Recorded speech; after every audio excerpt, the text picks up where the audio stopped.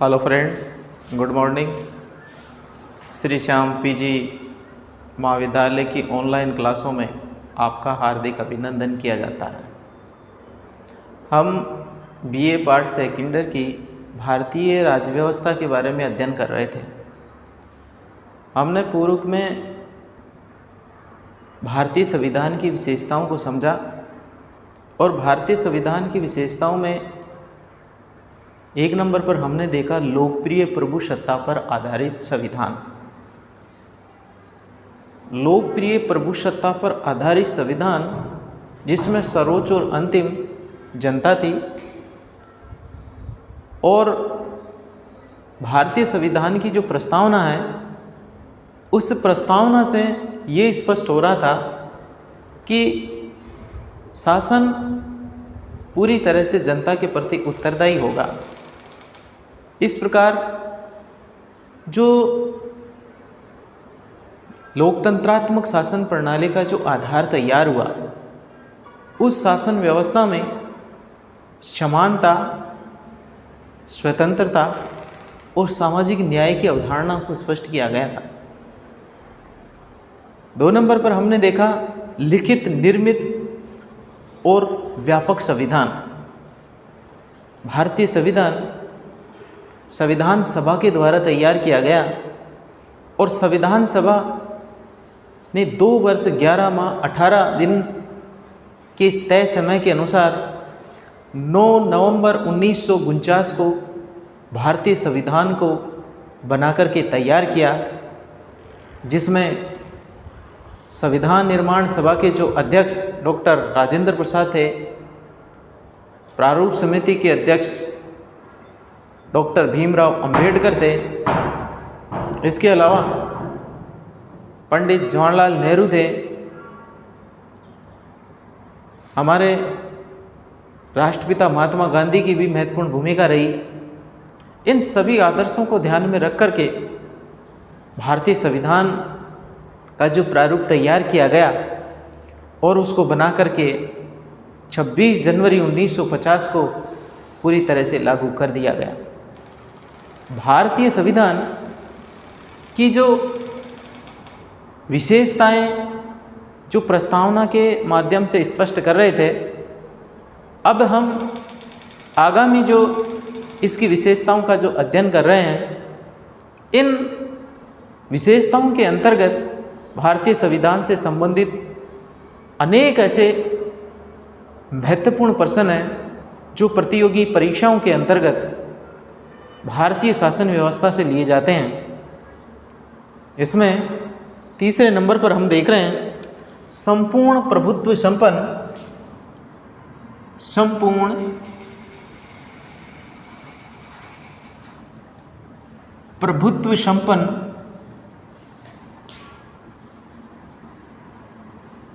संपन्न गणराज्य। भारतीय संविधान की तीसरी सबसे महत्वपूर्ण विशेषता संपूर्ण प्रभुत्व संपन्न यहाँ पर लोकतांत्रिक गणराज्य, लोकतांत्रिक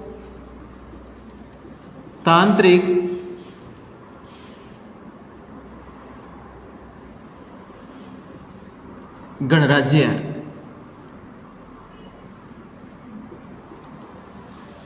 ये जो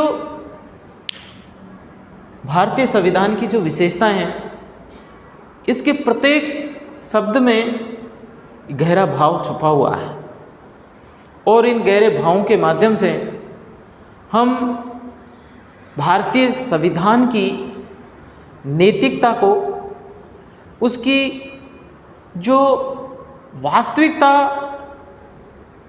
की जो भावनाएं हैं, उसकी भावनाओं को हम क्या कर सकते हैं, इनके माध्यम से समझ सकते हैं। देखिए, संपूर्ण प्रभुत्व, संपूर्ण का मतलब है सारा और प्रभुत्व का मतलब है अधिकार। संपूर्ण प्रभुत्व संपन्न, इसका मतलब ये है कि भारत का जो शासन होगा, भारत का जो संविधान होगा संपूर्ण प्रभुत्व संपन्न होगा। इसका मतलब है कि पूरी तरह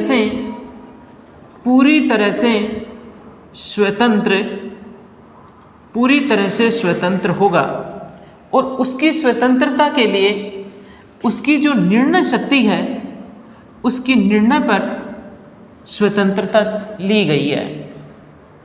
संपूर्ण प्रभुत्व संपन्न का मतलब यहाँ पर स्वतंत्र निर्णय लेने से लिया गया है। इसका मतलब है कि भारत देश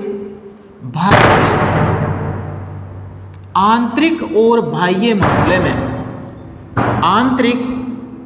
आंतरिक का मतलब अपने आंतरिक मामलों में गृह क्षेत्र, अपने जो देश के अंदर बने हुए कानून के संबंध में, और बाह्य का मतलब है अंतर्राष्ट्रीय क्षेत्र में। बाह्य का मतलब अंतर्राष्ट्रीय क्षेत्र में। ये दो बातें हैं। संपूर्ण प्रभुत्व, संपूर्ण का मतलब सारा, प्रभुत्व का मतलब अपना स्वयं का, संपन्न का मतलब संपन्न होगा। इसका मतलब है कि भारत आंतरिक और बाह्य स्तर पर अपनी स्वतंत्र नीति के अनुसार कार्य करेगा। इस प्रकार उसे बाह्य दबाव से अपने देश में या अंतर्राष्ट्रीय स्तर के मामलों में किसी प्रकार का कोई भी हस्तक्षेप नहीं करेगा।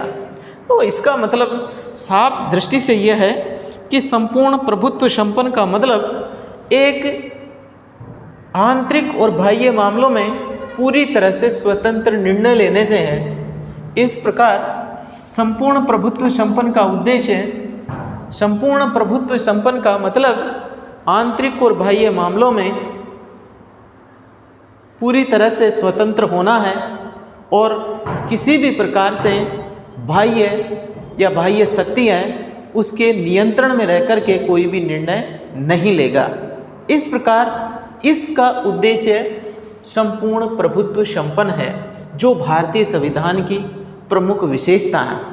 अब अगर हम बात करें कि इसी से संबंधित हम यह प्रश्न करें कि क्या 1947 से पहले, क्या 1947 से पूर्व भारत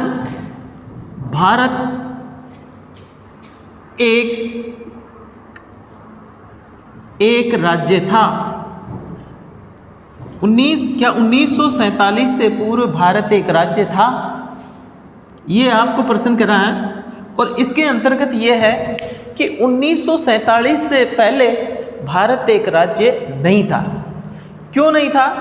क्योंकि एक राज्य को होने के लिए उसके 4 तत्व होने आवश्यक हैं। जैसे उसके पास में सबसे पहले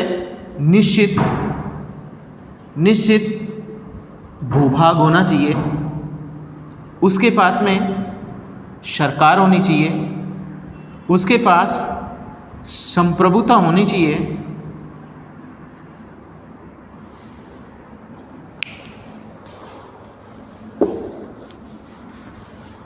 निश्चित भूभाग होनी चाहिए, 2 नंबर पर जनसंख्या होनी चाहिए,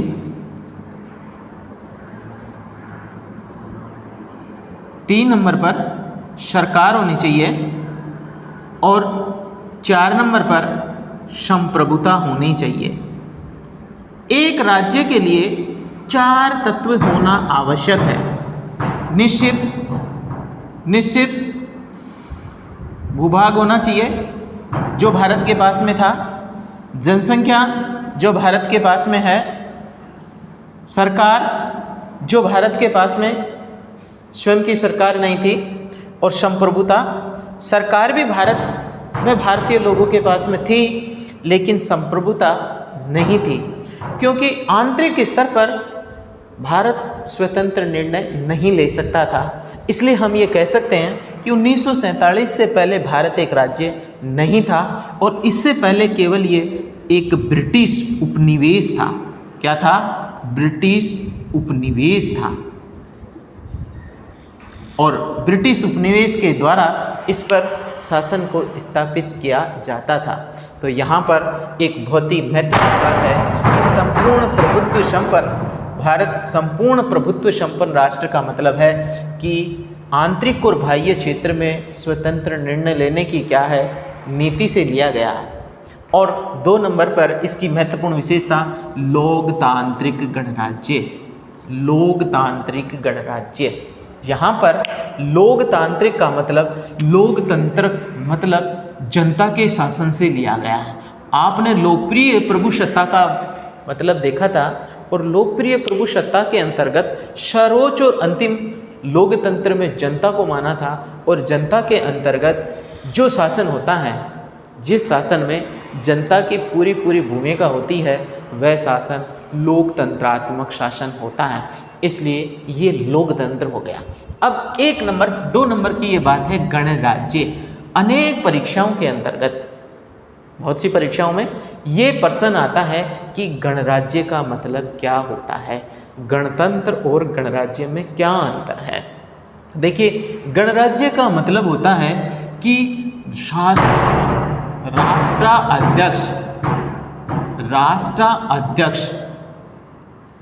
राष्ट्राध्यक्ष का मतलब राष्ट्र का जो सर्वोच्च पद है। राष्ट्र का अध्यक्ष का मतलब जो राष्ट्र का सर्वोच्च पद है। अब राष्ट्र का सर्वोच्च पद कौन सा है? राष्ट्रपति। राष्ट्र का सर्वोच्च पद भारत में राष्ट्र का सर्वोच्च पद कौन सा है? राष्ट्रपति का। तो ये जो राष्ट्र अध्यक्ष है, ये वंशानुगत न होकर के ये क्या होगा, ये जनता के द्वारा निर्वाचित होगा। जनता के द्वारा क्या है, ये निर्वाचित होगा। और ये जनता के द्वारा निर्वाचित हो जाने के कारण, ये जो जनता के द्वारा क्या है, निर्वाचित होने के कारण इसको गणराज्य के नाम से जाना जाता है। गणराज्य का मतलब ये है कि शासन का जो सर्वोच्च पद है, राष्ट्राध्यक्ष, वो जनता के द्वारा निर्वाचित होगा। जाना ही बात समझ में? महत्वपूर्ण बात यह है, गणराज्य का मतलब क्या है, शासनाध्यक्ष वंशानुगत न होकर के जनता के द्वारा निर्वाचित किया जाएगा, चाहे वो प्रत्यक्ष हो और चाहे से अप्रत्यक्ष। इस प्रकार की व्यवस्था को क्या कहा जाएगा? गणराज्य कहा जाता है। तो यहाँ पर हमने इस पूरे बिंदु के अंतर्गत ये बात समझी, और यहाँ पर मुख्य बात ये है कि संपूर्ण प्रभुत्व संपन्न स्वतंत्र निर्णय लेने से नीति से है, और लोकतांत्रिक राज्य का मतलब जनता के द्वारा उपलब्ध शासन है, क्योंकि जनता सर्वोच्च और अंतिम होती है, इसलिए यहाँ लोकतंत्रात्मक शासन व्यवस्था है। और ये महत्वपूर्ण बात यहाँ पर कि राष्ट्राध्यक्ष वंशानुगत न होकर के, यहाँ वंशानुगत शब्द को हटा दिया गया, और यहाँ पर राष्ट्रपति जनता के द्वारा चुना जाता है, इसलिए इसको गणराज्य के नाम से जाना जाता है। इसलिए ये क्या बन गया? गणराज्य बन गया। और गणतंत्र का मतलब होता है संविधान के अनुसार चलाया गया शासन। संविधान के अनुसार चलाया गया शासन गणतंत्र कहलाता है। तो विशेष रूप से 2 शब्द हैं, एक तो गणराज्य और दूसरा है गणतंत्र। गणतंत्र होता है संविधान द्वारा संचालित शासन। संविधान द्वारा शासन होता है, उसको हम किसका नाम देंगे? संविधान। इसको देंगे हम इसका नाम गणतंत्र का। और जहाँ पर सर्वोच्च, यहाँ पर ये जो शब्द है कि जनता द्वारा जो निर्वाचित किया जाएगा, उसको हम किसका नाम देंगे? गणराज्य का। तो भारत जो लोकतंत्रात्मक लोकतांत्रिक गणतंत्रात्मक गणराज्य के नाम से इसको स्पष्ट किया गया है। तो इस प्रकार हमारे संविधान की जो दूसरी विशेषता है, वो विशेष रूप से ये दी गई है कि संपूर्ण प्रभुत्व संपन्न लोकतंत्रात्मक गणराज्य होगा, और ये भारत की संविधान की प्रमुख विशेषताओं में माना जाता है। आगे बात समझ में? 2 प्रश्न होंगे। एक प्रश्न होगा गणराज्य का मतलब क्या होता है, और गणराज्य और गणतंत्र में क्या अंतर होता है। इस बात में ये होगा लोक संपूर्ण प्रभुत्व संपन्न से क्या समझते हैं? छोटा प्रश्न भी आ जाता है कि संपूर्ण प्रभुत्व संपन्न का मतलब क्या है? मतलब आंतरिक और बाह्य क्षेत्र के अंतर्गत स्वतंत्र निर्णय लेने की शक्ति, यानी आंतरिक और बाह्य क्षेत्र के अंतर्गत आंतरिक और बाह्य मामलों में बाह्य शक्ति किसी प्रकार से हस्तक्षेप नहीं करेगी। और इस प्रकार का जो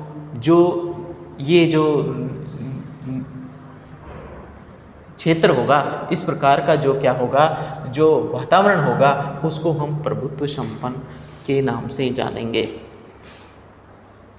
इसलिए भारत, अब इसलिए क्या है, भारत एक गणराज्य है। प्रश्न आपसे दूसरा प्रश्न ये है कि भारत एक गणराज्य है, स्पष्ट कीजिए। प्रश्न आपका ये भी आ सकता है, क्या 1947 से पूर्व भारत गणराज्य था? 1947 से पूर्व भारत एक गणराज्य नहीं था, क्योंकि उस पर किसका शासन था? ब्रिटिश साम्राज्य का शासन था, ब्रिटिश का उपनिवेश था, इसलिए उसको गणराज्य नहीं कहा जा सकता है।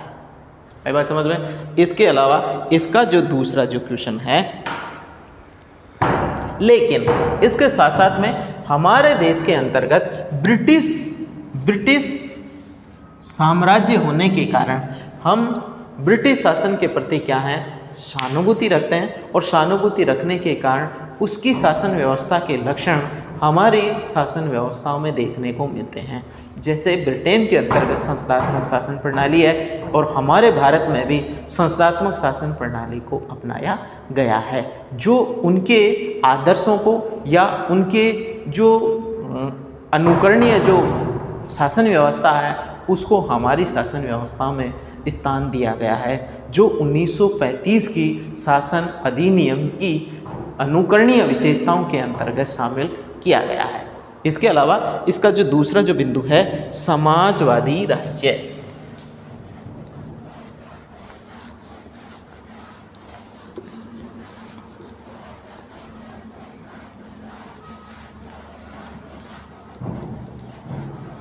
भारतीय संविधान की विशेषताओं में ही सभी प्रकार के, ध्यान देना, सभी प्रकार के क्या आएंगे, सभी प्रकार के जो प्रतियोगिता परीक्षाओं में प्रश्न पूछे जाते हैं वो इससे साथ साथ में सम्मिलित करते जा रहे हैं, और आप इसे विशेष रूप से ध्यान में रखना। समाजवादी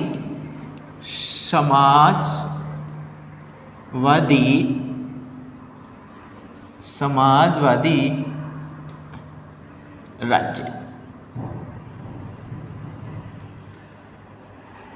भारतीय संविधान की प्रमुख विशेषता, भारतीय संविधान की सबसे प्रमुख विशेषताओं में समाजवादी राज्य को भी क्या किया गया है, सम्मिलित किया है।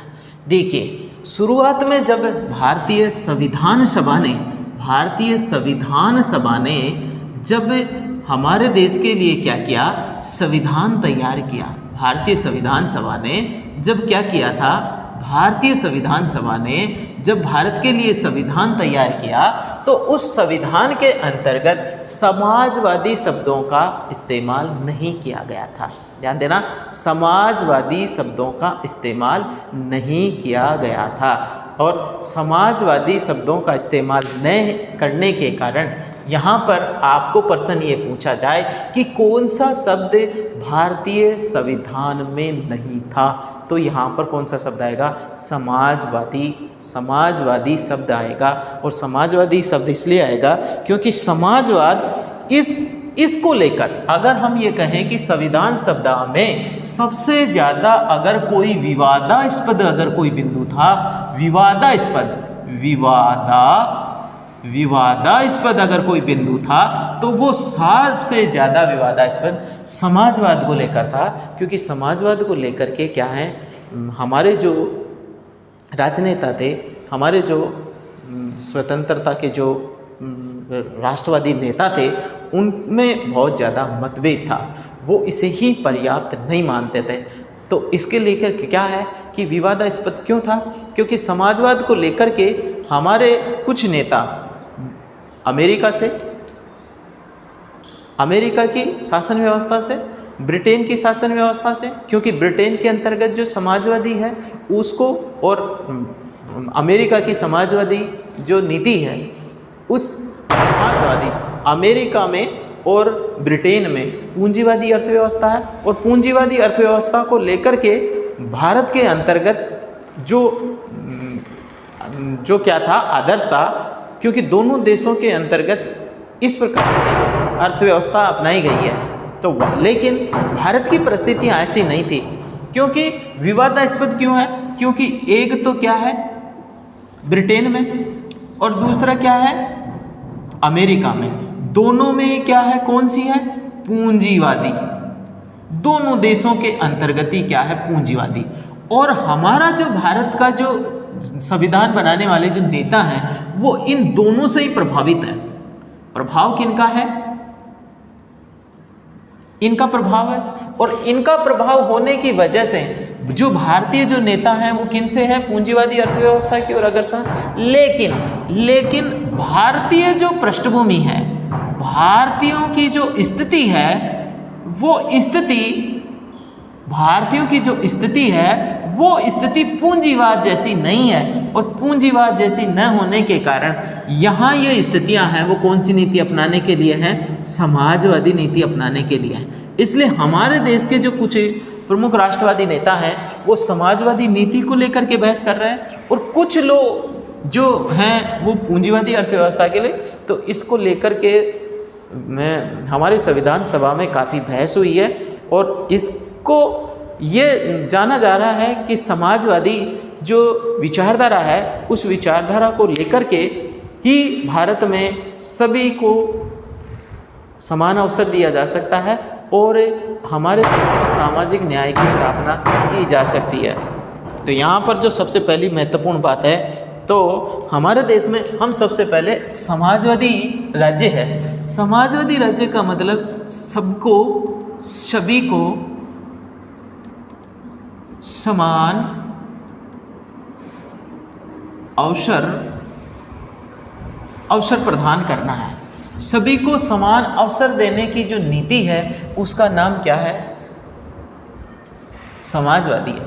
तो इसमें भारतीय संविधान के अंतर्गत 42वां संविधान संशोधन, 42वां संविधान संशोधन,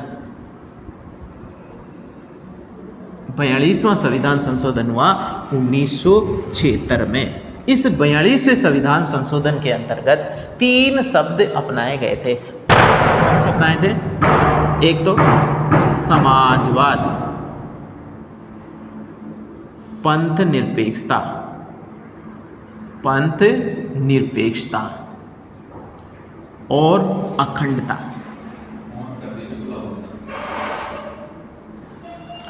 हाँ, बंद कर दें। तो सबसे बड़ा महत्वपूर्ण बात यह है कि हमारे भारतीय संविधान की जो प्रस्तावना है उसके अंतर्गत जो समाजवादी जो शब्द है वो पहली बार कब जोड़ा गया था? मोस्ट इंपॉर्टेंट क्वेश्चन है ये। भारतीय संविधान की प्रस्तावना में ध्यान देना, भारतीय संविधान की प्रस्तावना के अंतर्गत कितने शब्द जोड़े गए थे? तो आप बताएंगे 3 शब्द जोड़े गए थे। एक समाजवाद है, दूसरा पंथ निरपेक्षता है और तीसरा अखंडता है। आपको पूछा जाए कि 42वां संविधान संशोधन कब हुआ था? 1976 के अंतर्गत हुआ था। 42वें संविधान संशोधन के अंतर्गत क्या किया गया? हमारी प्रस्तावना के अंतर्गत पहली बार संशोधन किया गया था। हमारे भारतीय संविधान की जो प्रस्तावना है उसकी जो उद्देशिका है उसमें 42वां संविधान संशोधन 1976 में हुआ था और उसमें 3 शब्द जोड़े गए थे, समाजवाद, पंथ निरपेक्ष और अखंडता शब्द जोड़े गए हैं। तो यहाँ पर हमारे देश के अंतर्गत प्रस्तावना में सबसे मोस्ट इम्पोर्टेंट और आज तक की करीब सभी परीक्षाओं में ये प्रश्न जरूर पूछा जाता है कि प्रस्तावना में कौन से शब्द जोड़े गए थे? प्रस्तावना में संशोधन कौन सा संशोधन था? 42वां संशोधन कब हुआ था? संशोधन के अंतर्गत जो समाजवादी जो नीति है वो सामाजिक न्याय के उद्देश्य को क्या करती है? पूरी करती है। तो यहाँ पर सबसे बड़ा महत्वपूर्ण प्रश्न आ रहा है और करीब सभी परीक्षाओं में ये प्रश्न पूछा जाता है कि भारतीय संविधान की प्रस्तावना में प्रथम संशोधन था वो कब हुआ? 1976 में। कौन सा संशोधन हुआ? 42वां संविधान संशोधन। कब हुआ था? 1976 में। उसमें कौन कौन से शब्द जोड़े गए? समाजवाद, पंथ निरपेक्षता और अखंडता। लेकिन हम केवल किसको लेकर के, इसको लेकर के बात कर रहे हैं, समाजवाद को लेकर के। और समाजवाद जो बिंदु है,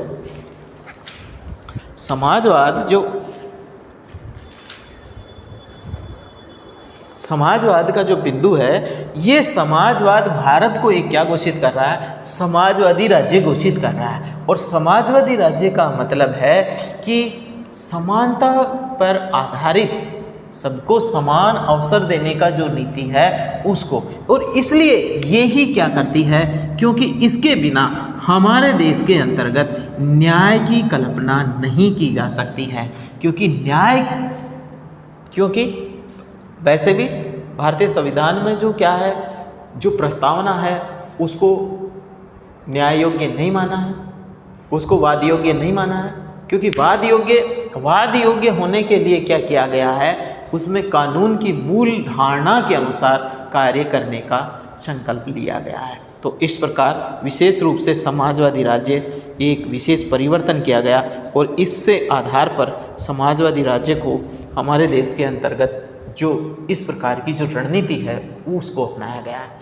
ध्यान देना, संविधान जो संशोधन है, विशेषकर ध्यान देना, संशोधन के संबंध में पढ़ रहे हैं हम, तो संशोधन जहां पर आ रहा है तो ये अनुच्छेद 368 से संबंधित है। अनुच्छेद 368 के तहत संविधान संशोधन किया जाता है। और ये संशोधन करने के लिए क्या की गई है, ये जो संशोधन करने की जो प्रक्रिया है वो दक्षिण अफ्रीका, ध्यान देना, दक्षिण अफ्रीका से ली गई है। कहाँ से ली गई है? कई बार परीक्षाओं में पूछा जाता है भारतीय संविधान संशोधन की प्रक्रिया कहाँ से ली गई है, तो आप दिखेंगे दक्षिणी अफ्रीका से। कौन से अनुच्छेद में ली गई है? 368 में ली गई है। और समाजवाद का मतलब है सबको समान उद्देश्य करना, क्योंकि गरीब और अमीर के बीच में जो क्या है, जो खाई है, उस खाई को दूर करने की जो नीति है उसको किसका नाम दिया गया है? समाजवाद। इसका मतलब है समाजवाद का मूल उद्देश्य है समानता की स्थापना करना। समानता की क्या करना है? स्थापना करना, इसका मूल उद्देश्य रहा है। इसके अलावा हम आगे देख रहे हैं, तो इस अच्छी तरह से आप समझ गए होंगे। मोस्ट इंपॉर्टेंट क्वेश्चन, भारतीय संविधान के अंतर्गत 42वां संविधान संशोधन कब हुआ था? 1976 में। अब इसके अलावा भारतीय संविधान की जो आगामी जो विशेषता है,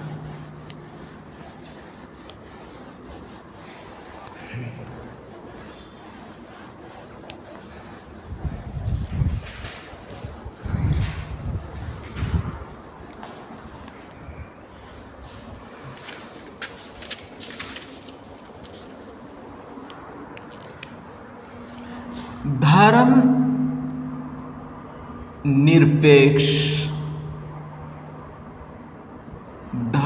निरपेक्ष राज्य या पंथ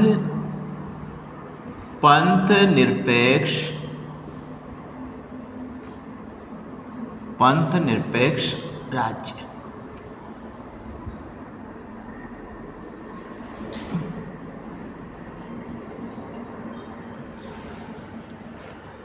भारतीय संविधान की जो अगली जो विशेषता है वो महत्वपूर्ण विशेषताओं के अंतर्गत धर्मनिरपेक्ष और पंथ निरपेक्ष राज्य को शामिल किया गया है। हालांकि हमने ये देखा कि भारतीय संविधान का मूल उद्देश्य क्या है। भारतीय संविधान का मूल उद्देश्य है सामाजिक न्याय की स्थापना करना, ऐसी परिस्थितियां उपलब्ध कराना जिसकी वजह से भारतीय जो सामाजिक जो वातावरण है वो एक ऐसा वातावरण बने जो सामाजिक सौहार्दपूर्ण वातावरण बने और धर्म के आधार पर किसी प्रकार का कोई भी विवाद पैदा नहीं हो। तो क्योंकि ये स्थिति हमारे संविधान निर्माताओं के मन में ऐसा विचार क्यों आया, और ऐसा क्यों लगा कि भारत के अंतर्गत धर्मनिरपेक्ष या पंथनिरपेक्ष का ऐसा वातावरण होना चाहिए कि जिसकी वजह से धर्म के आधार पर किसी प्रकार का कोई विवाद नहीं हो सके। आपको पता है कि ये जो हमारी जो पूर्व की जो भ्रांति है, आपने देखा कि हमारा जो भारतीय राष्ट्रवाद चला, हम थोड़ी देर इसके संदर्भ में पूर्व की धारणा देख रहे हैं। भारतीय जो राष्ट्रवाद चला, उस भारतीय राष्ट्रवाद के अंतर्गत जो गांधी युग आपने पढ़ा, इस गांधी युग के अंतर्गत ध्यान देना, गांधी युग के अंतर्गत जो 1920 के अंतर्गत 1920 में जो असहयोग आंदोलन चला, गांधी जी ने जो सबसे पहला जो सत्याग्रह चलाया वो कौन सा आंदोलन चलाया? असहयोग आंदोलन। और इस असहयोग आंदोलन के अंतर्गत हिंदू और मुस्लिम एकता को बढ़ावा मिला। हिंदू और मुस्लिम एकता,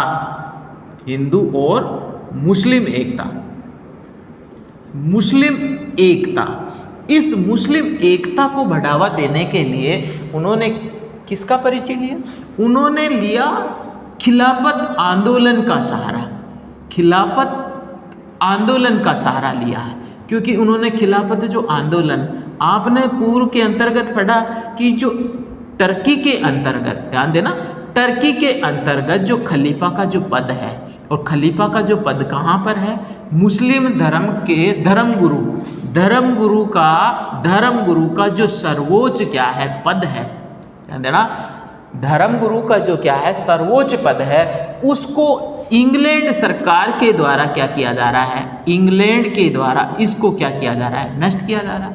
तो यहाँ पर जो टर्की में जो असंतोष फैला है, ध्यान देना, इस असंतोष फैला है, इस असंतोष का पूरा फायदा इन मुस्लिम लोगों का पूरा जो फायदा है, वो फायदा किसने उठाया? गांधी जी ने उठाया। इसलिए गांधी जी ने इस मुस्लिमों का सहारा लेकर असहयोग आंदोलन को लिए हिंदू मुस्लिमों की एकता को क्या दे रहा है? बढ़ावा दे रहा है।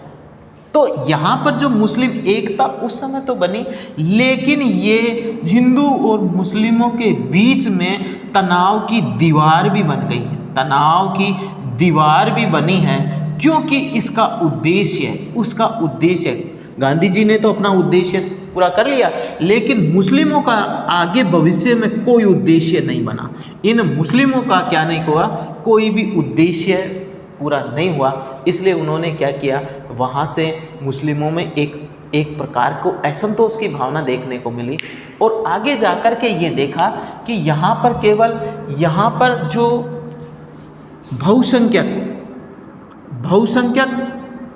और अल्पसंख्यक, इसको लेकर के, बहुसंख्यक और अल्पसंख्यक को लेकर के क्या किया जा रहा है? विवाद हो रहे हैं। और अल्पसंख्यक और बहुसंख्यक को लेकर के जो विवाद हुए, उसके साथ साथ यहाँ पर भारत की जो पृष्ठभूमि है, यहाँ एक तो शुरू में तो बीज यहाँ देखने को मिल रहे हैं, और उसके बाद में जो आंदोलन होने के बाद में जो धीरे धीरे इनमें जैसे जागृति आना, उनके पिछड़ापन होना, उनकी अशिक्षा होना, उनके पास में जो अनेक प्रकार की क्या होना, जो बढ़ती जनसंख्या और गिरती स्थितियाँ, ये सारा का सारा दोष हमारी शासन व्यवस्थाओं पर या उनका उचित प्रतिनिधित्व न मिल पाना, ये सारी व्यवस्थाएं क्या कर रही हैं? सारी की सारी व्यवस्था धर्म के आधार पर विवाद पैदा कर रही हैं। शुरू में जो पहले की जो रणनीतियां हैं वो धर्म के आधार पर विवाद पैदा कर रही हैं, जो जिहाद परवर्ती हैं, क्योंकि सल्तनतकालीन जो स्थितियां थी वो भी क्या है, उसमें भी शासन की जो प्रवृत्तियां हैं वो पूरी तरह से क्या मिल रही हैं? धर्म के आधार पर शासन। क्योंकि पहले जो शासन चलाया गया, पूर्व में जो शासन था वो किसके अनुसार चलाया गया? धर्म के आधार पर। और इस धर्म में सबसे ज़्यादा जो भूमिका रही है भारत में, वो किनकी? मुस्लिम धर्म के लोगों की। उसके बाद में धीरे मुस्लिम धर्म के लोगों की धीरे धीरे कमजोरी आ गई, और उसके बाद में फिर भारत के अंतर्गत इस स्थितियों का मुगल काल का अंत हो गया। सल्तनत काल के अंतर्गत जैसे लोधी वंश चला था, इसके अलावा जो मुगल काल है उसके बाद में फिर राजपूत वंश आ गया, और राजपूत वंश आने के बाद में भारत में प्रजामंडल वगैरह आकर के भारत में आज़ादी का दौर चल गया, और उसके बाद में एक लोकतंत्रात्मक शासन की स्थापना हो गई। तो इनके अंतर्गत जो एक स्थिति तो ये हो गई। अब परिस्थितियाँ क्या हैं, भारतीय परिस्थितियाँ, ध्यान देना, भारतीय परिस्थितियाँ ये है कि भारतीय परिस्थितियों के अंतर्गत, भारत के अंतर्गत क्या है कि सभी धर्मों के निवास करते हैं। तो भारतीय परिस्थितियों में सभी धर्मों में जैसे हिंदू, मुस्लिम, सिख, ईसाई, जैन, बौद्ध, फारसी सब आ रहे हैं, और सभी जो क्या है लोकतंत्रात्मक शासन प्रणाली में जनता में अपना सर्वांगीण विकास की भागीदारी निभा रहे हैं। तो संविधान निर्माताओं ने इस बात पर बल दिया कि धर्मनिरपेक्षता की अवधारणा के द्वारा ही धर्म पर होने वाले विवादों को क्या किया जा सकता है, हल किया जा सकता है। और इस प्रकार इन परिस्थितियों के कारण उन्होंने धर्मनिरपेक्षता के वातावरण को चुना, और धर्मनिरपेक्षता के वातावरण को उन्होंने किस आधार पर चुना कि उस समय के अंतर्गत जो यूरोप में दो मॉडल चल रहे थे। यहाँ पर संविधान निर्माताओं के पास में राज्य है और व्यक्ति है। अब व्यक्ति और राज्य ये दो चीजें हैं। व्यक्ति अब एक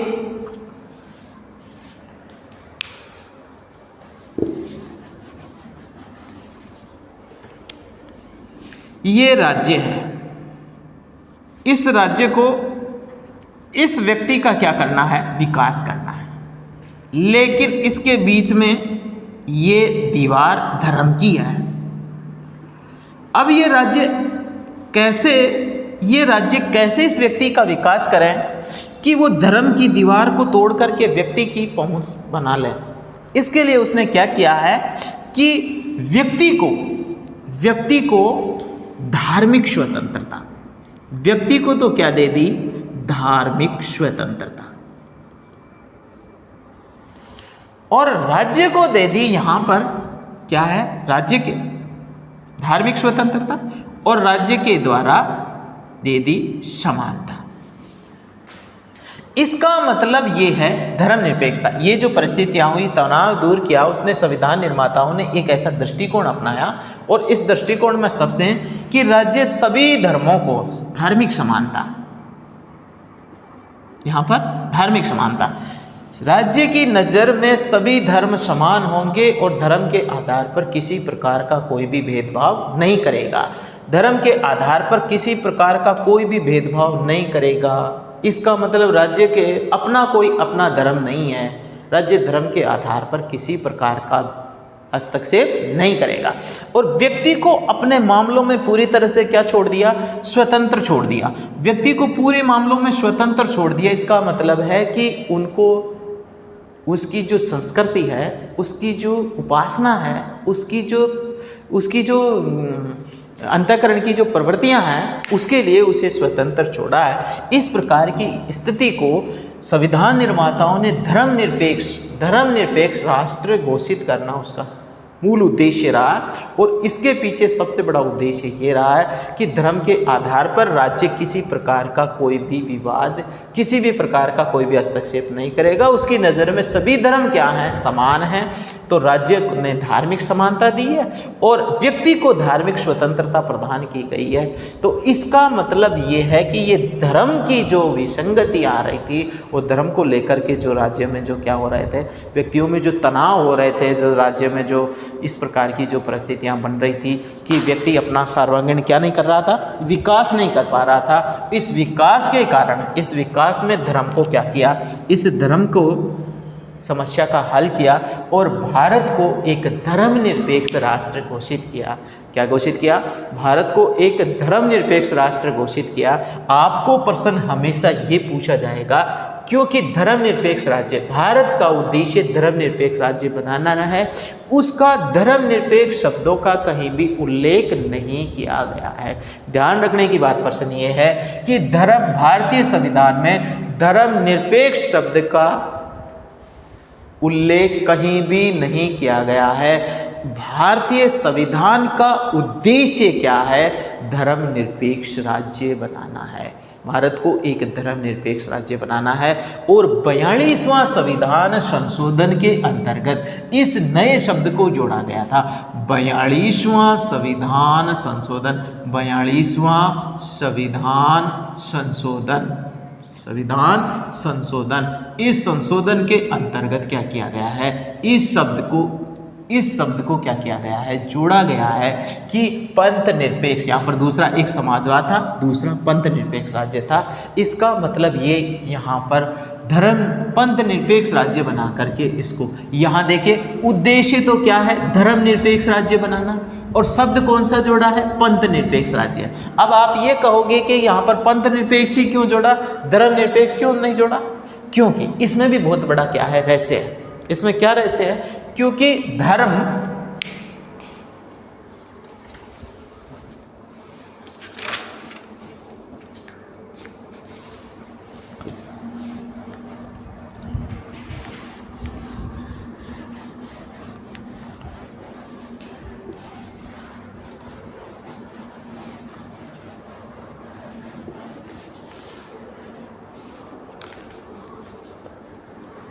उद्देश्य तो क्या है, भारत को क्या बनाना है? उद्देश्य तो है भारत को एक धर्मनिरपेक्ष राज्य बनाना।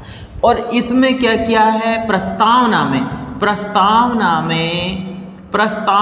में इस शब्द का, प्रस्तावना में पंथ निरपेक्ष शब्द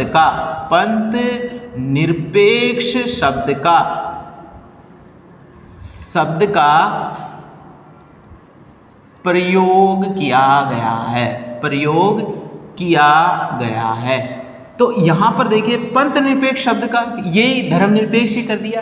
अब ध्यान दें, धर्म शब्द एक व्यापक है, धर्म एक जो शब्द है ये धर्म है, व्यापक है, जबकि पंथ एक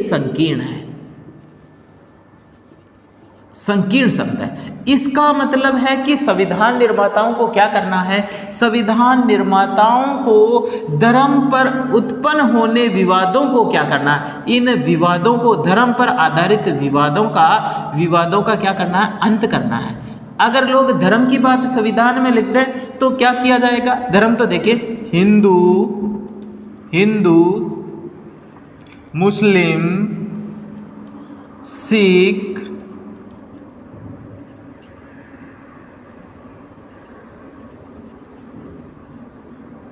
ईसाई,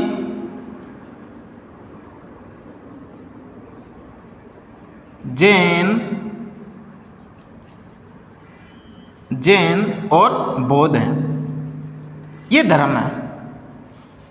हिंदू, मुस्लिम, सिख, ईसाई, जैन और बौद्ध, ये धर्म है। अब धर्म के आधार पर जो विवाद होगा, नागरिक व्यक्ति धर्म के आधार पर विवाद नहीं करें तो किसके आधार पर विवाद कर लेंगे, पंथ के आधार पर। जैसे हिंदू धर्म के अंतर्गत शैव और वैष्णव, ये दो पंथ हो गए। मुस्लिम धर्म में शिया और सुन्नी, ये दो हो गए। सिख धर्म के अंतर्गत भी अलग अलग क्या हो गए, पंथ हो गए।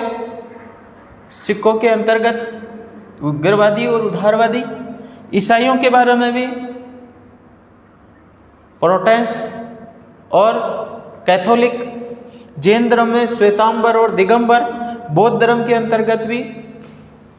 तो ये अगर संविधान निर्माताओं का ये है कि अगर पंथ निरपेक्ष शब्द का ही क्या किया जाए, इस्तेमाल नहीं किया जाए, अगर इस संकीर्णता को ही नष्ट कर दिया जाए, अगर पंथ शब्द का ही, पंथ संकीर्ण शब्द है, छोटा शब्द है, इसके धर्म के जो विभाजन होते हैं वो किसके रूप में होते हैं, पंथों के रूप में होते हैं। तो पंथों के आधार पर विवाद खत्म होगा तो धर्म का विवाद भी नष्ट हो जाएगा, और धर्म का विवाद नष्ट हो जाएगा तो एक धर्मनिरपेक्ष राज्य की क्या की जाएगी, स्थापना की जा सकेगी। और उसका एक केवल धर्म के आधार पर नहीं, वो एक भारतीयता के आधार पर उन्हें क्या मिलेगा, अवसर मिलेगा। तो ये भारतीयता के आधार पर जो अपनी पहचान है, धर्म के आधार पर पहचान नहीं है, भारतीयता एक नागरिकता के आधार पर जो पहचान है, उस पहचान के आधार पर एक भारत को धर्मनिरपेक्ष राज्य घोषित करने की क्या की है कि एक संविधान निर्माताओं की जो बहुत ही दूरदर्शी सोच है, इस सोच को यहाँ पर स्पष्ट किया गया है। और यहाँ पर साफ शब्दों में ये स्पष्ट किया है कि भारत का उद्देश्य एक धर्मनिरपेक्ष राज्य की स्थापना करना है, जिसमें धर्म के आधार पर किसी प्रकार का कोई विवाद नहीं होगा।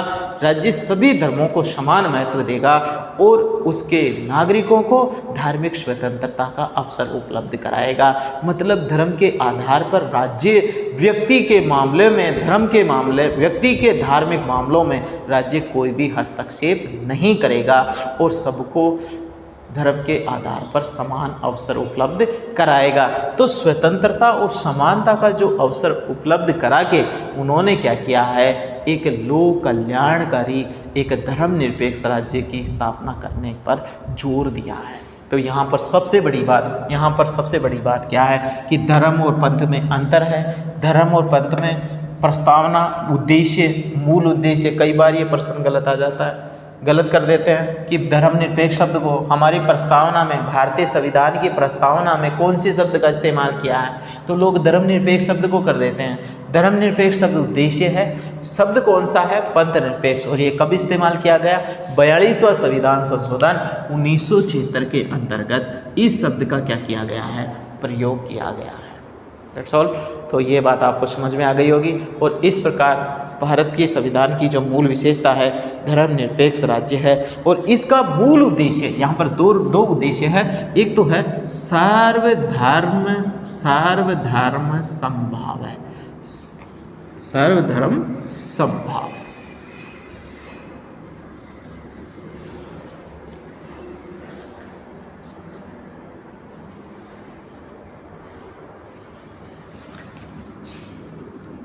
समभाव है और सद्भाव, मतलब सर्वधर्म समभाव है कि एक जो भावना है सभी धर्मों का क्या हो, विकास हो, सभी धर्मों के प्रति क्या हो, एक सद्भावना हो, अच्छी भावना हो। उस भावना का मूल उद्देश्य यहाँ पर इसको स्पष्ट कर रहा है।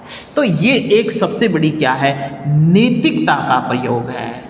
और इस नैतिकता से, क्योंकि भारत के अंतर्गत सभी धर्मों का निवास है, हिंदू, मुस्लिम, सिख, ईसाई, जैन, बौद्ध, पारसी, सभी यहाँ पर आपस में क्या करते हैं, रहते हैं। तो यहाँ पर धर्म के आधार पर कोई अपनी पहचान नहीं होनी चाहिए और सबको क्या करना चाहिए, सभी अपने अपने धर्मों को अच्छी तरह से पालन करने का और उसको अपनाने का पूरी तरह से अवसर मिलना चाहिए। ये स्वतंत्रता देना ही क्या है, एक धर्मनिरपेक्ष राज्य की स्थापना करना है। और इसके अलावा हमारे देश के अंतर्गत जो नियम है, मतलब जो राज्य के जो प्रभाव है, वो धर्म में किसी प्रकार का नैतिकता है कि राज्य में धर्म, विकास में धर्म कभी भी बाधा नहीं पड़ेगा। तो राज्य का मूल उद्देश्य यही है कि राज्य क्या करेगा, विकास के मामले में धर्म को कभी भी बाधक नहीं मानेगा। ये बाधा जो धर्म है, इस धर्म को किसी भी प्रकार से क्या किया जाएगा, इसमें शामिल नहीं किया जाएगा। ऐसा दृष्टिकोण होने के कारण इस नैतिकता, पवित्रता को अपनाने का भाव किया गया। इसकी जो आगामी जो विशेषता है, वो विशेषता है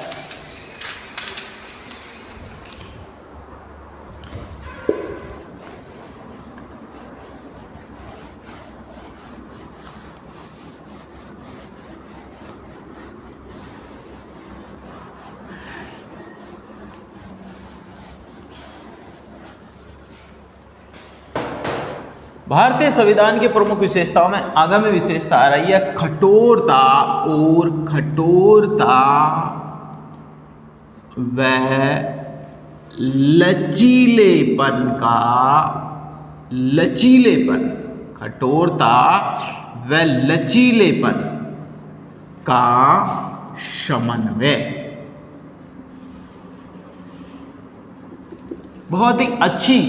बहुत ही अच्छी विशेषताओं में समझी जाने वाली बात है। और भारतीय परिस्थितियों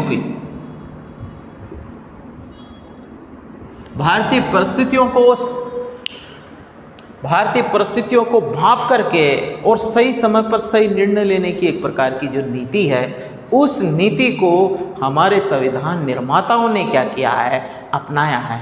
और इसलिए अपनाया है कि अगर भारत के अंतर्गत इस प्रकार की क्या की जाती है, एक प्रकार की नीति अपनाई जाती है, तो भारत के अंतर्गत भारतीय संविधान को गतिशीलता मिलेगी, भारतीय संविधान के अंतर्गत सुदृढ़ता और मजबूती का आधार तैयार होगा।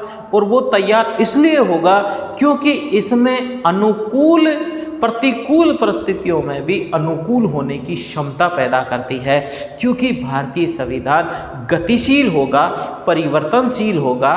तो हमारे संविधान के अंतर्गत जो प्राचीनता और नवीनता है उसके बीच में समन्वय करने का क्या मिलेगा, अवसर मिलेगा। तो भारतीय संविधान ने कठोरता और लचीलेपन का समन्वय पैदा करके हमारे संविधान में स्थायित्वता प्रदान की है।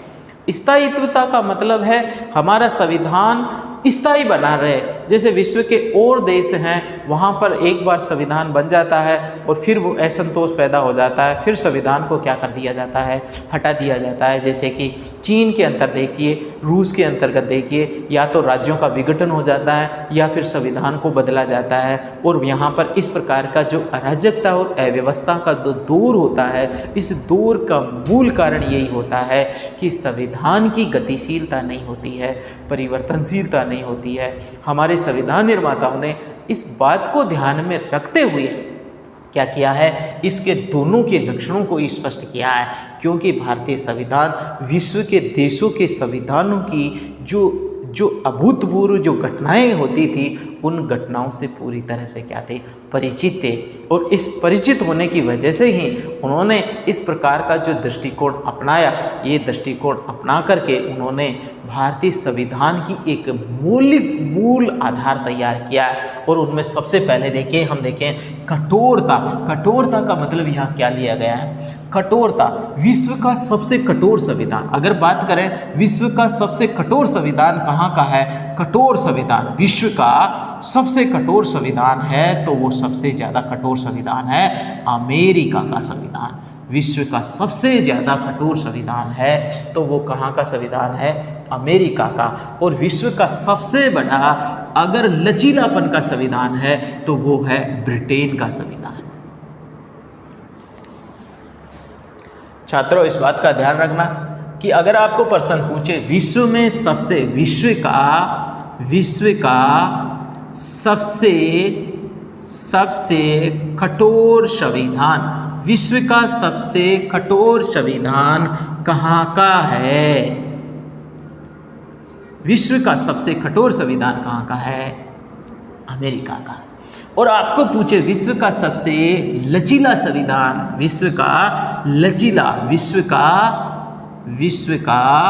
सबसे लचीला संविधान कहाँ का है, लचीला संविधान कहाँ का है, ब्रिटेन का। भारत के संविधान में और भारत के संविधान में इन दोनों के संविधान, भारत के संविधान में इन दोनों के ही गुण मिलते हैं, क्योंकि वो कठोर भी है तो क्या है, लचीला भी है। यहाँ पर देखिए, अमेरिका के संविधान में सबसे ज़्यादा जो महत्व दिया गया है वो किसको दिया गया है, न्यायपालिका को। कठोरता यहाँ पर कठोरता का मतलब यहाँ पर सुप्रीमो कमांडर बना दिया। यहाँ पर क्या है कि यहाँ पर शक्ति सर्वोच्च, यहाँ पर सरकार में सर्वोच्च है तो वो वहाँ का क्या है, सर्वोच्च न्यायालय। इसके पास में सुपर पावर है, ये सुप्रीमो है वहाँ पर। और यहाँ पर सुप्रीमो कौन है, यहाँ पर सुप्रीमो कौन है, वहाँ की व्यवस्थापिका। और व्यवस्थापिका का मतलब वहाँ क्या है, संसद। ध्यान देना, ब्रिटेन के बने हुए कानून को न्यायालय में चुनौती नहीं दी जा सकती है। न्यायालय में ब्रिटेन के बने हुए कानून, अगर ब्रिटेन में संसद जो कानून बना दे उसको न्यायालय में चुनौती नहीं दी जा सकती है, न्यायालय में चुनौती नहीं दी जा सकती है। चुनौती नहीं दी जा सकती है। अंतिम अपीलीय क्षेत्राधिकार किसके पास में है? यहाँ पर अंतिम अपीलीय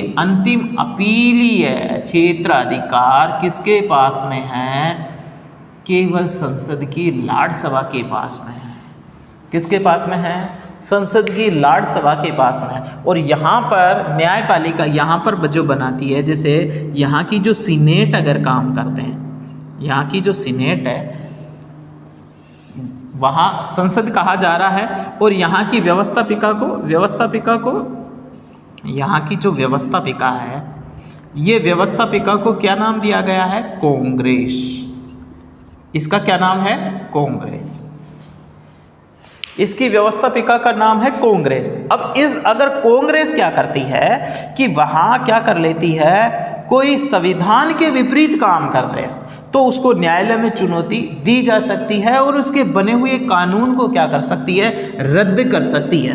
बने हुए कानून को क्या कर सकती है? रद्द कर सकती है। और इस न्यायालय की इस प्रकार की शक्ति को किसका नाम दिया गया है? न्यायिक पुनरावलोकन। इस प्रकार की न्यायिक पुनरावलोकन, ध्यान देना, न्यायिक पुनरावलोकन एक बड़ा प्रश्न भी है। न्यायिक पुनरावलोकन किसे कहते हैं? न्यायिक पुनरावलोकन कहते हैं कि जब सीनेट कांग्रेस को अमेरिका के अंतर्गत या कहीं भी है, न्यायिक पुनरावलोकन भारत में भी अपनाया गया है, लेकिन ये कहाँ से अपनाया गया है? केवल अमेरिका से अपनाया गया है कि अगर व्यवस्थापिका के द्वारा बने हुआ कानून संविधान के विपरीत हो, किसके विपरीत हो? संविधान के विपरीत हो, तो सर्वोच्च न्यायालय उसे क्या कर सकता है? उसको रिजेक्ट कर सकता है, उसको रद्द कर सकता है। उसकी संविधान के अनुसार उसकी वैधता और अवैधता की जांच कर सकता है। इस प्रकार की जो दोबारा देखने की जो शक्ति है वो न्यायिक पुनरावलोकन कहलाती है। और ये शक्ति किसके पास में है?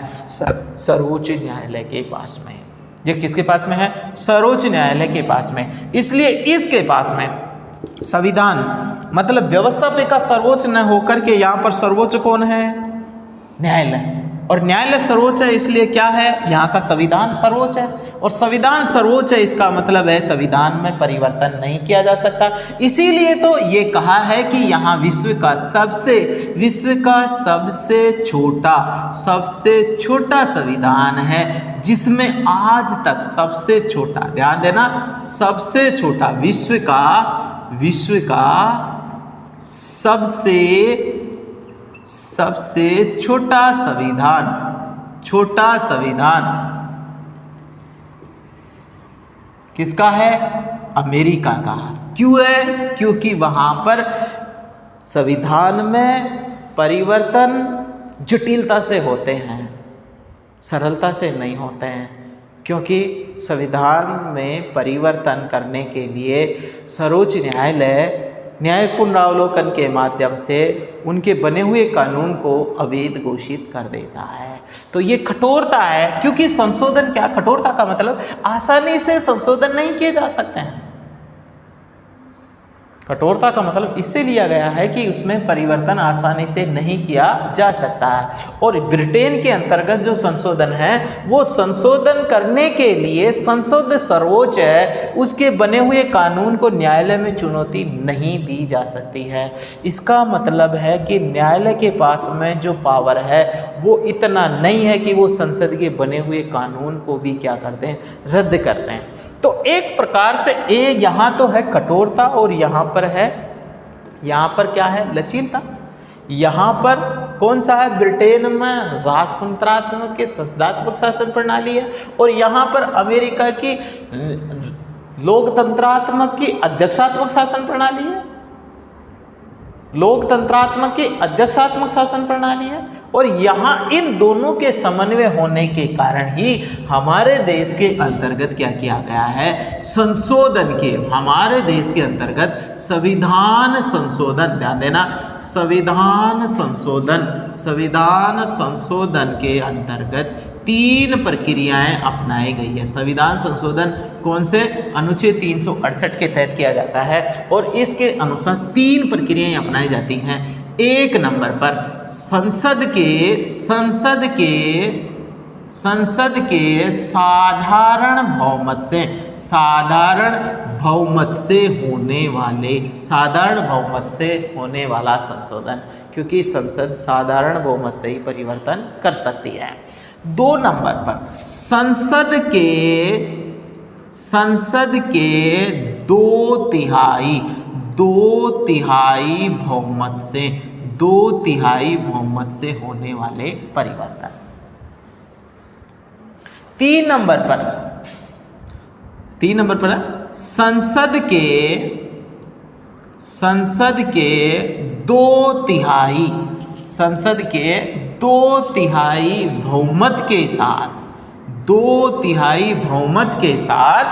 बहुमत के साथ आधे से अधिक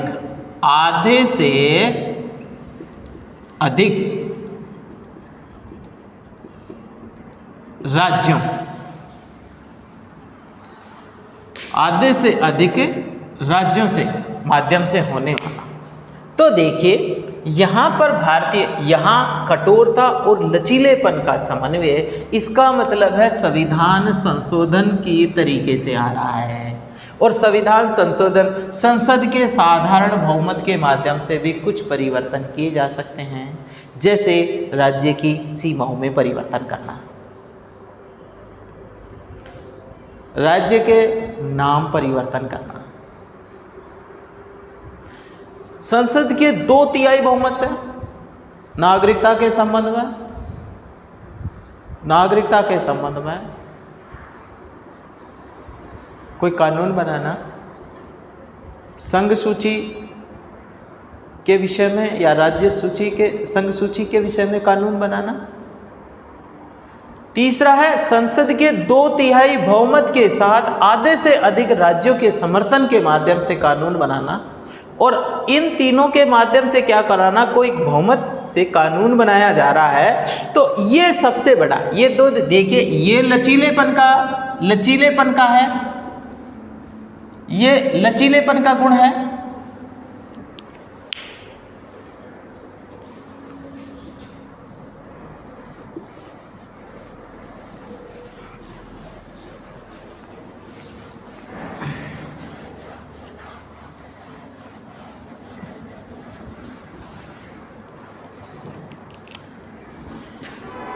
ये शुरुआती गुण है लचीलेपन का। यहां पर थोड़ा कठिनता हुआ है और उस यहां आने के बाद में क्या हो गया, यहां आने के बाद में ये कठोरता का है। मतलब संसद क्या कर सकती है, कुछ संशोधन कर भी सकती है, लेकिन कुछ विशेष वो परिवर्तन नहीं कर सकती है। संसद वो परिवर्तन नहीं कर सकती है जो संविधान के बुनियादी ढांचे में हो। इसका मतलब है संविधान में बुनियादी ढांचे में किसी प्रकार का कोई भी क्या नहीं कर सकता, परिवर्तन नहीं कर सकता। इसलिए भारतीय संविधान में सरलता और लचीलेपन का अद्भुत समन्वय देखने को मिलता है, जो भारतीय संविधान की गतिशीलता, परिवर्तनशीलता और उसकी नवीनता का प्रमाण है। और ये नवीनता का प्रमाण ही भारतीय संविधान की सबसे बड़ी महत्वपूर्ण विशेषताओं में जाना जाता है। तो इसके अलावा हमने ये देखा कि भारतीय संविधान के अंतर्गत जो कठोरता का जो मिश्रण है, कि जो जैसे कि सरलता से, जैसे यहाँ पर संसद की सदस्यता से संबंधित है,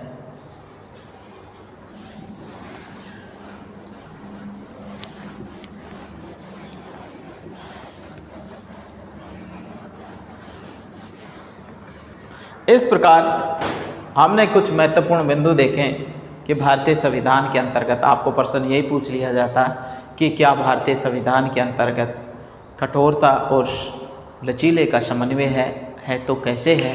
तो आप ब्रिटेन और अमेरिका के संविधान के दृष्टिकोणों को ध्यान में रखते हुए क्या करेंगे, भारतीय संविधान की मूलभूत विशेषताओं को अवगत कराएंगे और बताएंगे कि भारतीय संविधान में इन स्थितियों का क्या किया गया है, उल्लेख किया गया है। तो ध्यान देना, ये संशोधन की प्रक्रिया से संबंधित है और संशोधन की कठोरता के अपनाए गए जो तत्व हैं वो विशेषकर जैसे संसद पर संसूची के विषय में यहाँ पर कठोरता का विषय किससे लिया गया है, ये कठोरता का विषय लिया गया है। जैसे समवर्ती सूची के विषय में दोनों राज्य मिलकर के काम करते हैं, समवर्ती सूची के विषय में ये दोनों राज्य मिलकर के काम करते हैं। और लचीलेपन का विषय है क्या है, संघ सूची के विषय में, जहाँ पर राज्य ही क्या होता है, संघ सूची। संघ सूची के विषय में जहाँ पर राज्य ही मिलकर के क्या करेंगे, कार्य करेंगे। और ये कार्य दोनों के दृष्टिकोण को ही क्या करते हैं, स्पष्ट करते हैं।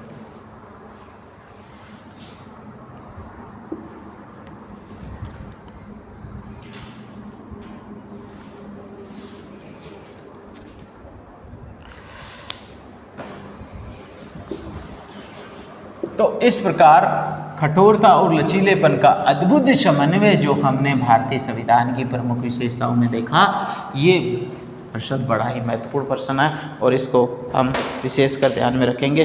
अब हम देख रहे हैं भारतीय संविधान के अंतर्गत जो भी मूल विशेषताओं के अंतर्गत देखेंगे, तो समय इजाज़त नहीं दे रहा और आप इस पर विशेष रूप से ध्यान रख कर के आप ये ध्यान रखेंगे। आगामी हम भारतीय संविधान की विशेषताओं में ये जो महत्वपूर्ण जो बिंदु है जो प्रतियोगिता परीक्षाओं के लिए महत्वपूर्ण है, इसको विशेष रूप से ध्यान रख करके पढ़ेंगे। धन्यवाद।